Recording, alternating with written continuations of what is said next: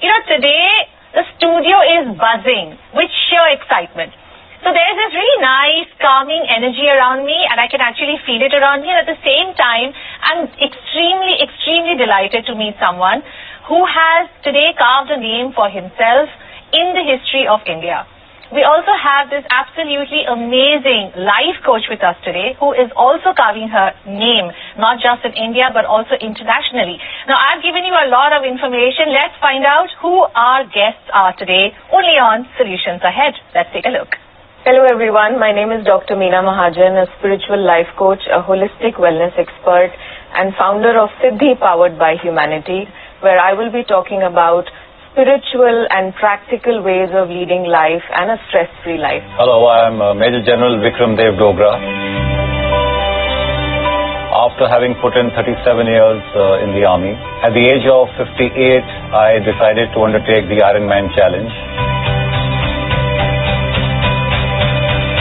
I became the first serving army officer and the only general in the world to do so. I look forward to talking to you about health and wellness.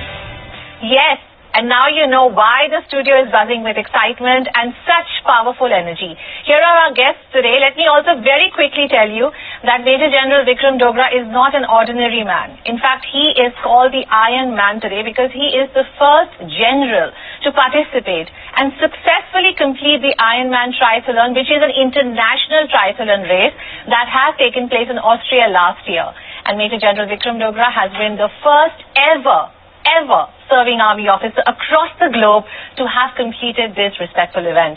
So welcome to Solutions Ahead, Meena ji. Welcome to Solutions Ahead, sir. It's so good to have you here. Pleasure. And I think we're going to straight away, get on to asking you questions for all our viewers here. Meena ji, very, very recently you were invited to TEDx as a speaker. And that itself is a huge, huge achievement. Now, how did that go? And what did you really talk about? I'm very curious, and I'm sure so are our viewers. Yes, so Payal, this was very, very recent, in fact just last week, and being on a TED platform is a very big honor in itself, and it is one of the biggest platforms where we get to talk of our ideas, innovations, and whatever we've achieved in our life. Yeah. So yes, it was a very, very exciting moment, and I was addressing a group of medical students. It was at the GSL Medical College, Rajahmundry. Right. And I think it was one of the most powerful talks that I've ever given in my past 25 years, because I think I summed up all my research of 25 years into that talk, and the topic was how the physiology of the body is related to the psychology. And, fields like epigenetics and neuropsychoimmunology, which have proven that the onset of a disease is started by our thoughts, and now how we can start reversing those diseases. So I think it was pretty much a breakthrough in itself, because I was able to convey that to the medical students somewhere that it is possible to, undo a lot of bad things that we've done to our body. Exactly. In fact, today people are talking about holistic healing. And people do talk about, or when you read also, you read a lot of information about holistic wellness. What is your understanding of holistic healing? What would you like to say? How would you define it for us? See, holistic wellness itself is a word that probably indicates whole. When you're saying holistic, you mean whole. Right. So which means that it's not just about physical fitness that we talk about. I think it includes a whole lot of other dimensions, which means mental well-being, emotional well-being, spiritual well-being, social well-being, all your behavior skills. Right. So I think now people are looking at holistic wellness because they're realizing that health is not just health care, but possibly it's time to introduce a full culture of health into our daily lives. Very true. In fact, sir, I would also like to ask you, because we have had a lot of questions here. We will talk about holistic healing with you as well. But, right now my question here that a lot of our viewers would also like to watch and, ask you is that, so today you are the Iron Man of India, okay? What everybody would like to right now know is that, are you an Iron Man in your daily routine, in your day-to-day life as well? And if you are, then what exactly is happening there? Tell us all about it. So, whether I'm an Iron Man in my daily life, I don't think I can say that. But having done the Ironman actually gets you into stepping outside your comfort zone. True. And when you do that, you get into the habit of doing that. You get into the habit of more putting in a little extra effort, more perseverance and hard work, and somewhere it becomes a habit. Okay. And when that happens, I can only say that for me, I may now not shy away from things which I may have earlier shied away from. Right. Because that is what I actually picked up at the end of this event. So I don't know if I can say I'm an Ironman every day, but surely I try and be one. Right. But how did you actually go about this event? What thought came to your mind at that time that said, you know what, I'm just going to go for this. I'm going to give it all that I have, and I want to go and, cross those boundaries and, touch that finish point. What was that thought that actually sparked this event off for you in your life? So, like I mentioned, I was in the army for 37 years plus. And I had a reasonably successful career. I had good postings. I was also awarded the Ati Vishesh Seva Medal by the President of India. Okay. But despite that, somewhere within me, I felt a kind of a vacuum. I found there was something missing. Okay. And when I looked around as to how I could fulfill that vacuum or how I could fill it in, I came across this event called the Ironman, which is when you just hear about the distances and the endurance involved, sounds maddening. True. And because it was so tough, I decided it would be a good challenge to take up. And I felt that if I did something like this, it would fill in that vacuum which was there. And that's how I started to undertake this thing and start training for it. And my inspiration for this was actually a woman. Okay. A person known as Sister Madonna, who's a nun in the US. Okay. And she was introduced to running at the age of 48. Okay. And at 52, she did her first Ironman event, and thereafter she has done 40 of them. Oh, wow. And she did the last one when she was about 87 years of age. So when I saw that video, I wondered, that if she can do this, why not me? I was 58 at that time, and a lot of people discouraged me. They said, it's too old, you will probably die of a heart attack. This is not the age you do stuff like this. But she is truly the inspiration behind my going in for the Ironman. Wow. In fact, we will come back to ask you a question around that, because we want to know about, how can one encourage people in their 40s and 50s to actually, reach that level of fitness today, because even they have fears and doubts. But we'll come back for that, and we'll ask you more questions around that, sir. Right now, Meenaji, we were talking about mental health some time back. Just before the show, we were having a discussion about how today mental health has taken over so many other, issues that people are facing. Right. So when you talk about mental health and the power of, let's say, being conscious about how you feel mentally sometimes, you want to tune your mind to closing everything around you sometimes, because you just want to block certain energies, you want to be closed in a room. Is that what meditation is all about? How can one figure out where can they, understand what is mental health? How can they collaborate it with a holistic approach, let's say, that we were talking about? The meditation part, all of that. If you can just, throw some light on that. I think this is a very, very good question and very aptly asked, Payal, because I feel that today, the whole word called mental health is pretty much a taboo, and people think it's a stigma in society, and you don't want to talk about it. Yeah, and that's why we are coming. I'm sorry, I'm just people are talking about depression, being depressed. There are these posts on Facebook. You can come home, you can have a cup of tea with me and talk. The question is anybody even practicing that today? To go out and help and stretch that hand forward.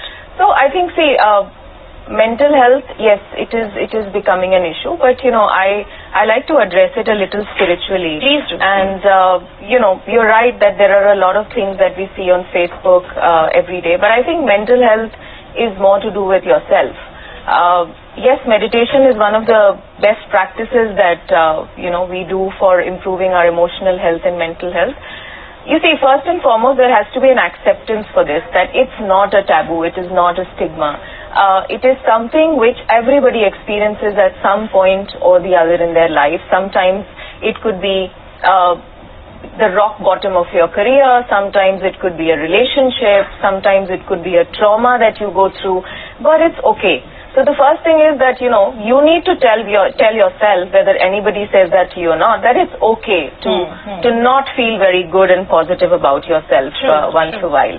And the other thing is that, with all the kind of pressures and expectations that we face today from the society and family and our own selves, peers and everything, I think that is also taking over every single human being. And it's not about yourself anymore. It's always about the others and what the others are expecting out of you. And that acceptance actually is meditation. Like I always tell you that, Payal, whenever you're in front of the screen, you're meditative, and you say that, how's that possible? Yeah. Because I'm talking. Yeah, correct. So normally people think that meditation is something that you're going to do sitting separately, playing some music, switching off the lights. Room, maybe, exactly. No, but I think meditation is a state of being. So I would rather say that you are being meditative in whatever you're doing. And I just say that if you're 100% there, if it doesn't matter what the world thinks about you, you are 100% there, giving your best, fully passionate about your work, or even food for that matter. If you're eating your food and every bite is enjoyed, and you can feel it going into your body, that is being in a state of meditation. So I think one needs to understand that meditative hona matlab ek ecstasy mein chale jana. Right. When you're thoroughly enjoying what you're doing. Yeah. So that's meditation. And the problem now is that people don't enjoy what they're doing. It's almost like forcing things on people. So you don't want to go for work because work is a job now. So there's a difference between a job and work. True. So when you're working, you're not tired. But when you think you're going for a job, you feel so drained. Yeah. So my question now that's coming right here stemming from what Meenaji is saying is that when you were practicing for this mega event that has also been a huge part of your life, was it a moment of meditation for you also, especially when you were, let's say, pushing yourself and saying that today I'm going to achieve, I'm going to do these kilometers because I have to, cross this goal or I have to cross this path. Was there like a moment for you there that you felt I'm in this space of meditation right now? Please. Yeah, surely. I will take it up ahead from what, Meena just said. Yeah. Because meditation is being in the moment. Right. And all three activities which I undertook in this triathlon, swimming, cycling and running, it calls for repetitive motion of the body, and your body and mind needs to sync, and so should your breathing. And it's only then that you start actually performing to your full ability. And that is meditation. And therefore, I'm a firm believer, and I have experienced it, that when you are into a sport where there is endurance involved, if you are swimming long distances, you are running a marathon of 42 kilometers, or you're cycling 100 kilometers, spending those long hours doing the same thing again and again brings about just focus. And that thing, the focus, is to complete the event at hand. And that is meditation. And I'll narrate an incident which happened to me while I was doing the IRONMAN in Austria the first time. At 150 kilometers into my 180 kilometers of cycling, I was drained of energy. And I was very low. And somewhere I connected with my mother. My mother had passed away 4 years ago. And I had this strange connection with her at that time. I saw her face very clearly, and that energy which came down at that moment really boosted up those last 30 kilometers of mine. So I feel that every endurance event is meditative, and I have experienced it. Yeah, I think everyone's been somewhere unconsciously doing it since the time they were, doing something passionately, whether it was homework, studying for an exam maybe, reading and whatever. Now, we're going to take a short break here, and right after the break, we want to talk about what is happening with, the wellness area in the corporate setup today?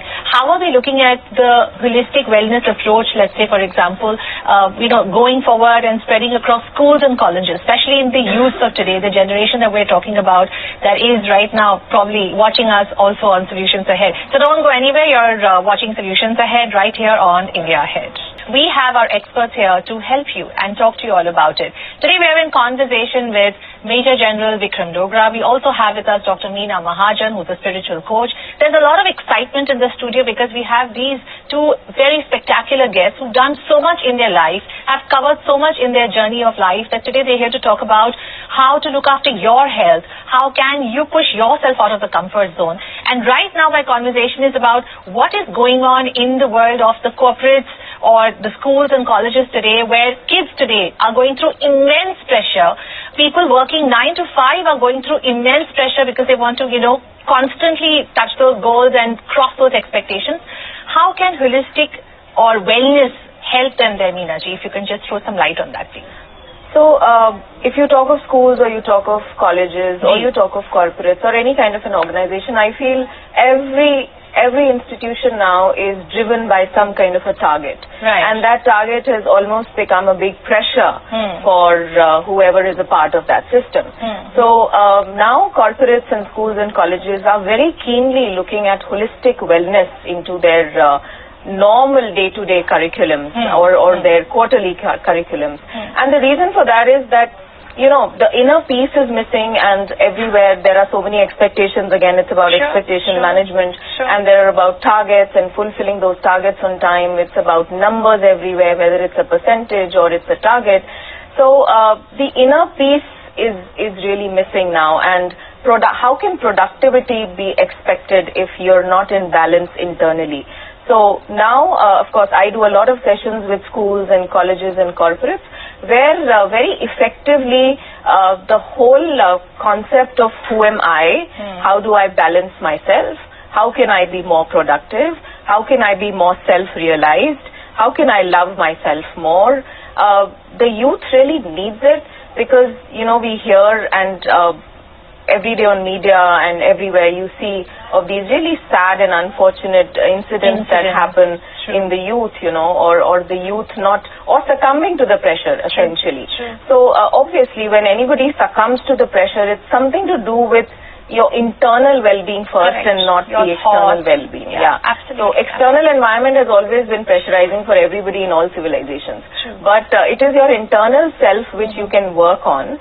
So I think spirituality, spiritual processes, spiritual well-being, holistic well-being is actually becoming almost like a fad now in all institutions, and I'm actually very happy because I've been seeing very tangible and effective results everywhere that I've done my sessions. Fabulous. So, like Meena ji was saying, that we talk about how we can change a lot of things that we do and change our thought process. Do you think music plays an important role there? I mean, I'm very curious to know, when you were practicing, for the triathlon event, was music somewhere inspiring you also, or maybe something else? Well, you are discouraged from listening to music when you're doing any of these events. Firstly, when you're swimming, you can't listen to music. True, that's it. And when you run and cycle, you must actually listen to your heart. It's your heartbeat. And that, in other words, could be termed as music, because you are trying to synchronize your body and mind. And it comes through your heartbeat. So really music, I would not put it in the form that you may, or people may think about. Yeah. But the rhythm is there. It's the rhythm which gets you going. Great. So it plays a very, very important role. Also, if you can just, we're going to wrap up the show in a little while, but if you can just give us a tip or two for all those people who are watching us right now in their 40s and 50s, who have this fear, like you said, that maybe I should not go to the gym right now. Maybe I should not go for a walk. My knees may hurt. Maybe my heart rate will go up. What kind of a fitness tip can you give them? As a tip, firstly, I would tell them that age is only a number. Very true. And therefore, you need to make up your mind where you want to go. And once you make up your mind, and to make up your mind, you need to dream. So don't shy away from pursuing your dreams. So if you want to, for example, do the IRONMAN, which sounds ridiculous to do at any age beyond 40, if you make up your mind and you dream for that, then just go about it scientifically. you make a dream, you break it into smaller goals. For example, you need to swim 3.8 kilometers, cycle 180 kilometers, run 42 kilometers. Obviously, you can't start all at once doing these 3 events at that kind of level in one go. So you make them into smaller goals, 1 kilometer swim, a 20 kilometer run or a 10 kilometer run, and maybe a 50 kilometer cycling. And these small goals which you make must be given a timeline. You put them together. Thereafter, I would say you put yourself through some kind of a positive pressure. When I say positive pressure, I use a technique called public pledging. And I announced that I'm going to do the Ironman to my friends and family. And what that really does is that when this kind of announcement is done, you are kind of binding yourself down to the task at hand. So when I was training, I wanted to quit every day. The training is ridiculously long and painful. Right. But this kind of pledging bound me down and stopped me from quitting. So you put positive pressure on yourself, and thereafter you undertake the same activity repeatedly. So it's called the 21-day rule. So if you are shying away from going to the gym and you force yourself to go to the gym for 21 days, neurological studies have said that on the 22nd day, your body would want to go there, your mind would want to go there. So if you put your goal scientifically down and work towards it, you'll surely be able to get it. Wow, that's a very, very strong and a very powerful message. One last question here, Meenaji, and then we will be wrapping up today's episode of Solutions Ahead. Because you're a spiritual life coach, you're also the founder of Siddhi, Powered by Humanity, which is a social organization. You talk a lot about volunteering, seva, in service to the society. What is volunteering in your organization? What is it really? How does it connect? How does that make you move forward with your goals? So, Siddhi is the byproduct of my so many years of being into spirituality and studying the Vedas and the Upanishads and translating them into modern, understandable programs which people can easily understand and relate to. Right. So, volunteering is actually seva. It's selflessly serving humanity.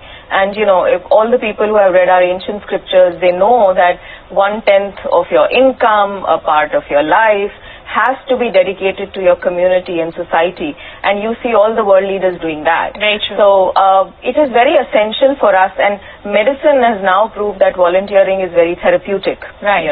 So if you look at it from that standpoint now, all these depression patients and patients suffering from sadness of any kind are actually asked to go and do some kind of a seva somewhere. To give something. Yes, back so to it's therapeutic because it's the law of give and take. So the moment you start giving something unconditionally, you start receiving a lot. So I think that's what volunteering is all about. Great. And I think at that beautiful note, I would like to say thank you so much for being part of Solutions Ahead, sir. Wonderful to have you in the studio. And as always, Meenaji, we look forward to more information on spirituality with you. While you're watching Solutions Ahead, there's a lot more coming up on the next episode. But right now, keep watching India Ahead.